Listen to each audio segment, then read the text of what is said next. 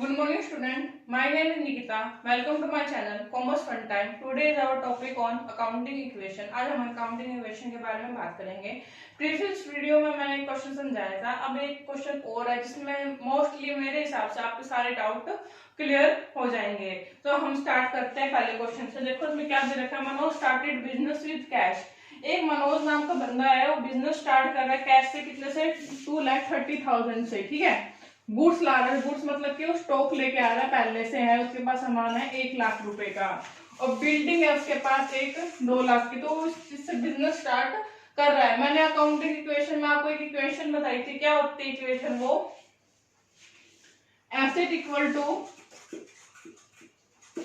Liability plus में capital. ठीक है, ये इक्वेशन होती है. जो चीज जहां जाएंगी वहां हमें लिखनी है.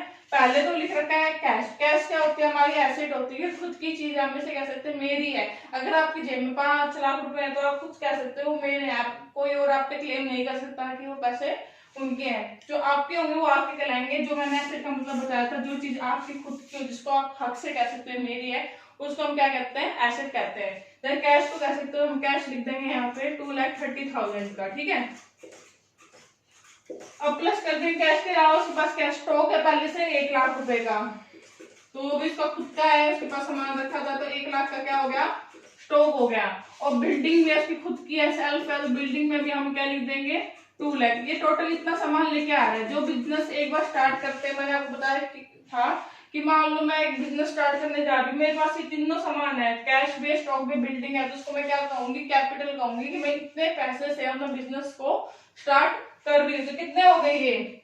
4 लाख, 5 लाख, 30. तो किसको क्या माना जाएगा? कैपिटल माना जाएगा. कैपिटल कहते हैं इसको. जो भी बिजनेस हम स्टार्ट करते हैं स्टार्टिंग में, उसको क्या कहते हैं? हम कैपिटल कहते हैं. देखो इन तीनों का टोटल 5 लाख 30 है, और ये दोनों साइड इक्वल चल रही है. एक अकाउंटिंग इक्वेशन में मैं आपको पहले बता चुकी है, दोनों साइड इक्वल होनी जरूरी है. अगर जो अमाउंट यहाँ है वो यहाँ पे भी होनी चाहिए. दोनों साइड इक्वल इफेक्ट पढ़ने चाहिए. तो हमारी फर्स्ट एंट्री हो चुकी है. ठीक है, ये फर्स्ट एंट्री थी हमारी.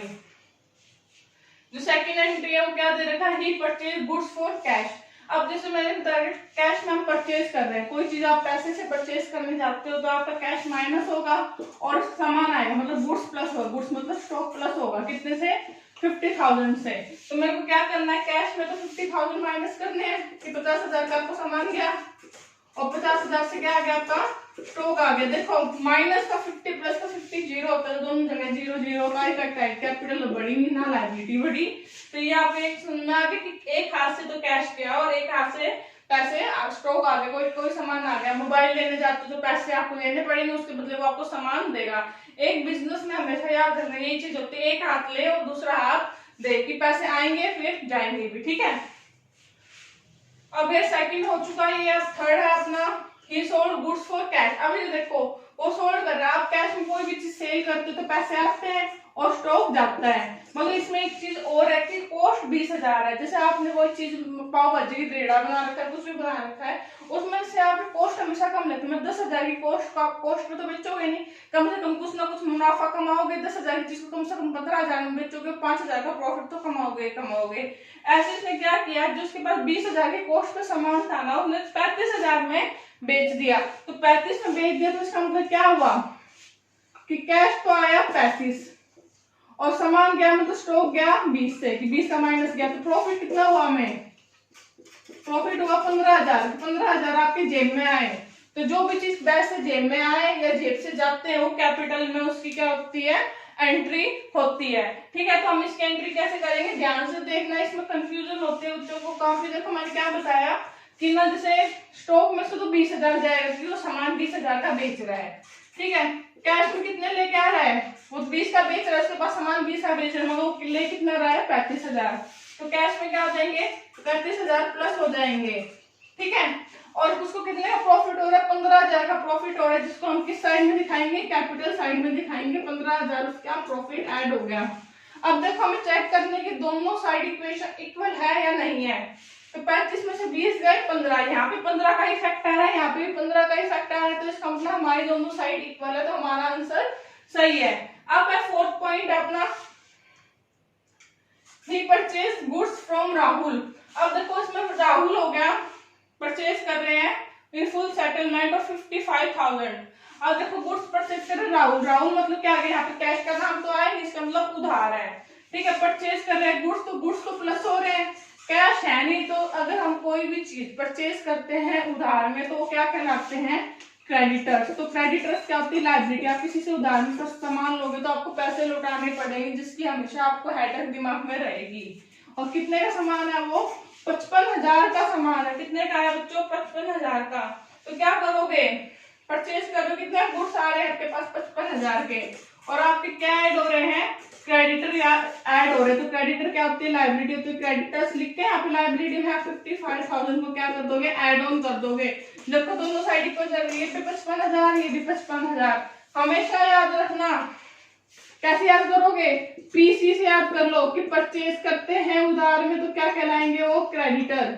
और एक होता है एसडी, स्वीट ड्रीम, सेल्स करेंगे तो क्या हो जाएंगे, डेटर्स। डेटर्स क्या होती है, हमारी एसिड होती है, हमेशा ऐसे इसको याद कर लेना। ठीक है, अब इसकी 5 एंट्रियां और है ताकि आपको समझा देती हूँ, क्लियर हो जाएगा। आई होप आपको यहाँ से समझ में आ गया होगा। कोई भी प्रॉब्लम हो तो कमेंट बॉक्स में कमेंट करके आप मेरे से पूछ सकते हो। देखो 53,000 है यहाँ पे, तो क्या हो जाएंगे, माइनस हो जाएंगे। अगर आप पे कर रहे हो तो आपको डिस्काउंट रिसीव करा, मान लो मेरे को आपको पे करने थे 10,000, 100 में खाली 10,000 पे कर, तो मेरे को 100 रुपए का क्या मिल गया, डिस्काउंट मिल गया मेरे लिए। तो क्या होगी, वो इनकम होगी, तो कैपिटल में क्या हो जाएगी, प्लस हो जाएगी। मगर 53,000 था, वो पे कितने का सेटलमेंट था, 55,000 को नक्की कर रहे हो, 50,000 को जीरो बैलेंस दिखा रहा है बंदा क्रेडिटर, हम तो माइनस कर देंगे कि मैंने तो 55,000 के क्रेडिटर दे दिया, मैंने पे कितना किया, मगर 53। तो क्या हो जाएगा, 2,000 का हमें क्या हो जाएगा बेटा, प्रॉफिट हो जाएगा। 2,000 क्या हो जाएंगे, प्लस हो जाएंगे। किस में प्लस हो जाएंगे, ये कैपिटल अकाउंट में प्लस हो जाएंगे। तो हमारी 6 एंट्री भी हो चुकी है। अब 7th एंट्री है, सैलरी पेड बाय हिम, कि हमने कोई इम्प्लॉय रख रखा था, उसकी सैलरी पे कर रहे हैं। तो पे का मतलब तो क्या होता है, सीधा सैलरी माइनस होती है। और ये क्या होता है, इस तरह का लॉस ही होता है, एक्सपेंसेस होते हैं जो कैपिटल में से माइनस होंगे 20,000 के। तो क्या करेंगे हम, 7th एंट्री में बहुत इजी एंट्री है, ये सैलरी पे कर रहे हैं तो 20,000 तो कैश में से जाएंगे। और आप अपनी क्या दे रहे हो, कैपिटल में से 20,000 को माइनस कर रहे हो उसकी सैलरी देके। ठीक है, तो मैं ये ठीक है। अब मैं एक पॉइंट है, रिसीव्ड कैश फ्रॉम वरुण। अब वरुण तो ये था, डेटर थे ना वरुण, तो इसको फुल सेटलमेंट में कितने दे रहे, 59,000। देखो कैश रिसीव हो रहा है तो पैसे आ रहे हैं, कितने पैसे आ रहे हैं, 59,000 प्लस हो रहा है कैश में। और सेटलमेंट कर रहे हैं तो कितने से लेने थे हमें, 60,000 लेने थे, तो 1,000 रुपए का क्या हो गया, हमें लॉस हो गया। 1,000 का क्या हो गया, लॉस हो गया, क्योंकि हमें कम मिल रहे हैं।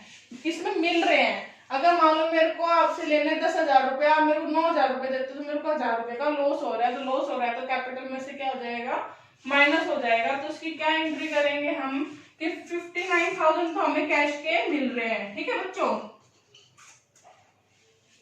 और फिर क्या करोगे, 59,000 प्लस हो रहे हैं और 60,000 क्या कर देंगे, इसमें से माइनस कर देंगे फुल सेटलमेंट में। तो 1,000 रुपए का क्या हो रहा है, मेरे को लॉस हो रहा है, जो कैपिटल में से माइनस कर दूंगी मैं। देखो इन दोनों डिफरेंस कितना आ रहा है, 60 59 में से 1,000 आ रहा है, तो मैंने 1,000 इसमें से कैपिटल में से माइनस कर दिया है। ठीक है, अब 9th है, रेंट आउटस्टैंडिंग। आउटस्टैंडिंग का मतलब क्या होता है, पेंडिंग। कि मान लो आपको इस महीने का किराया देना है और आपने घर का किराया नहीं दिया, तो वो आउटस्टैंडिंग माना जाता है, वो लायबिलिटी होती है कि आपने रेंट पे नहीं किया है। तो मेरी लायबिलिटी बढ़ चुकी है, मेरी लायबिलिटी क्या है, बढ़ रही है।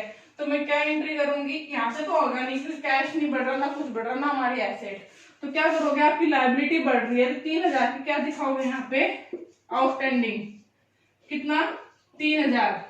मैं कोई भी आउटस्टैंडिंग हो या प्रीपेड मतलब एडवांस में रिसीव हो ना, आप इसको कैपिटल अकाउंट में दिखाओगे क्योंकि खर्चे हैं, तो हम इसको दिखाएंगे कैपिटल में से। तो हमने आउटस्टैंडिंग माइनस कर दे के देने तो हमको पड़ेंगे, तो हमारी लायबिलिटी बढ़ेगी और कैपिटल में से हमने माइनस कर दिया, तो दोनों जगह क्या हो गया, जीरो इफेक्ट पड़ा। ठीक है, अब हमारा 10th है कि कमीशन रिसीव। अगर हम प्रॉफिट हो रहा है, कमीशन रिसीव हो रहा है, रिसीव मतलब क्या होता है, प्लस हो रहे हैं, पैसे आ रहे हैं, तो कैपिटल क्या हो रहा है, 30,000 से हमारी बढ़ रही है। तो 30,000 तो प्लस हो जाएगा, कैश आ जाएगा हमारे पास। और जो भी प्रॉफिट होता है, मैंने क्या बताया था कि कैपिटल में प्लस हो जाएगा, क्या हो जाएगा, कैपिटल में प्लस हो जाएगा। ठीक है, अब 11th एंट्री क्या है कि amount drawn for personal use. Personal use होती है ड्रॉइंग, कि हम पर्सनल यूज के लिए बिजनेस में से पैसा निकाल रहे हैं, तो पैसा निकाल रहे हैं तो कैश तो माइनस हो जाएगा 20,000 का, और ये भी रहेगा लॉस है फर्म को, तो कैपिटल में से कोई भी फर्म को लॉस होगा तो कैपिटल में से माइनस होगा। तो इसको क्या करेंगे, 20,000 तो कैश में से माइनस हो जाएगा, और 20,000 क्या हो जाएगा, कैपिटल में से माइनस हो जाएगा कि कैश चला जाएगा। ठीक है, अब 12th एंट्री है, लास्ट एंट्री है, ध्यान से देखना कि जो डेप्रिसिएशन है बिल्डिंग में चार्ज हो रहा है 10,000 का, तो लॉस हो रहा है 10,000 का। एक तो बिल्डिंग हमारी कम हो रही, 2 लाख की थी, उसकी वैल्यू कम होगी, डेप्रिसिएशन मतलब कि इसकी वैल्यू का डाउन होना, बिल्कुल खत्म, मतलब कि वैल्यू घटती है दिन ब दिन। आपको साइकिल है तो आज 5,000 के लिए, तो अगले साल 5,000 की नहीं रहेगी, 3 या 2,000 की रह जाएगी। क्या होती है वो वैल्यू, टाइम टू टाइम क्या होती है, डेप्रिशिएट होती है, वैल्यू कम होती है। तो क्या करोगे, इसके लिए बिल्डिंग में से तो 10,000 माइनस कर दोगे, और एक तरह का क्या है, आपकी कैपिटल खराब हो रही है, आपकी कैपिटल का लॉस हो रहा है, 10,000 कम हो रहे हैं, तो 10,000 क्या कर दोगे, कैपिटल में से माइनस कर दोगे। ठीक है, यहाँ पे इसके बाद क्या करोगे, इसका ओवरऑल टोटल कर लोगे, दोनों साइड इक्वल हो जाएगी, तो हमारा आंसर सही है। यहाँ तक कि मेरे को ये लगता है, उम्मीद है यहाँ तक आपका टॉपिक क्लियर हो गया होगा। अगर कोई डाउट हो तो आप कमेंट बॉक्स में कमेंट करके पूछ सकते हो। मेरी वीडियो पसंद आए तो please like and subscribe my channel.